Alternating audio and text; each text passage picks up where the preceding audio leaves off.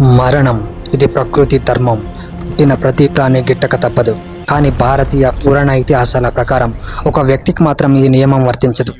5000 ఏళ్లుగా ఆకలితో, దప్పికతో, మానిపోని గాయాలతో ఒక మహావీరుడు మన మధ్య సంచరిస్తున్నాడా? కానీ సైన్స్ అంగీకరించని, చరిత్ర మౌనంగా సాక్ష్యం చెప్తున్న ఆ అంతు చిక్కని రహస్యమే అశ్వత్థామ. అసలు అశ్వత్థామ ఇప్పటికీ బ్రతికి ఉన్నారా? మధ్యప్రదేశ్లోని ఆ నిర్జన కోటలో జరుగుతున్న వింతలేమిటి? వెల్కమ్ టు గలం ఎక్స్ప్లోర్. నేను హరీష్. కురుక్షేత్ర యుద్ధం ముగింపు దశలో ద్రోణాచార్యుని కుమారుడైన అశ్వత్థామ ఆవేశంలో చేసిన ఒక పొరపాటు అతనికి శాపంగా మారింది. పాండవ వంశాన్ని అంతం చేయడానికి అశ్వత్థామ ప్రయోగించిన బ్రహ్మాస్త్రాన్ని అడ్డుకున్న శ్రీకృష్ణుడు అతనికి అత్యంత భయంకరమైన శిక్షను విధించాడు. అది మరణం కంటే ఘోరమైనది. నుదుటిపై ఉన్న మణిని తొలగించి లోకం అంతమయ్యే వరకు ఏకాకిగా రోగగ్రస్తుడే సంచరించమని శపించాడు.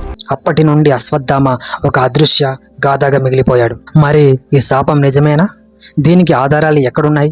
మధ్యప్రదేశ్లోని విఫాన్పూర్ దగ్గర ఉన్న ఆసిర్గఢ్ కోట ఇందుకు ప్రధాన కేంద్రంగా మారుతుంది. ఇక్కడ ఒక పురాతన శివాలయం ఉంది. ఆశ్చర్యకరమైన విషయం ఏమిటంటే ఈ కోట చుట్టుపక్కల నివసించే ప్రజలు ఇప్పటికీ అశ్వత్థామను చూశామని చెప్తుంటారు. ప్రతిరోజు ఉదయం పూజారి రాకముందే ఎవరో అదృశ్య వ్యక్తి వచ్చి లింగానికి పూజ చేసి తాజా పువ్వులు సమర్పించడం ఇక్కడ దశాబ్దాలుగా జరుగుతున్న వింత. ఆ వ్యక్తి 7 అడుగుల కంటే ఎక్కువ ఎత్తు ఉంటాడని స్థానికుల నమ్మకం. కేవలం నమ్మకాలే కాదు, కొన్ని దశాబ్దాల క్రితం కొన్ని వింత ఘటనలు కూడా వెలుగులోకి వచ్చాయి.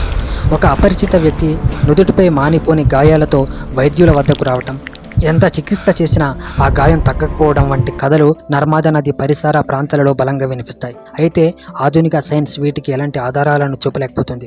ఇది కేవలం సామూహిక భ్రమణ, లేక మనం గ్రహించలేని ఒక సత్యమా?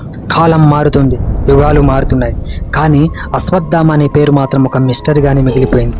ఆయన నిజంగానే ఇంకా ఈ భూమి మీద సంచరిస్తున్నారా లేదా అనేది నేటికి ఒక ప్రశ్నార్థకమే. ఈ రహస్యంపై మీ అభిప్రాయం ఏమిటి? అశ్వత్థామ ఉనికిని మీరు నమ్ముతున్నారా? కామెంట్లో తెలియజేయండి. ఇలాంటి వీడియోల కోసం గలం ఎక్స్ప్లోర్ ఛానల్ని సబ్స్క్రైబ్ చేసుకోండి. Thank you so much.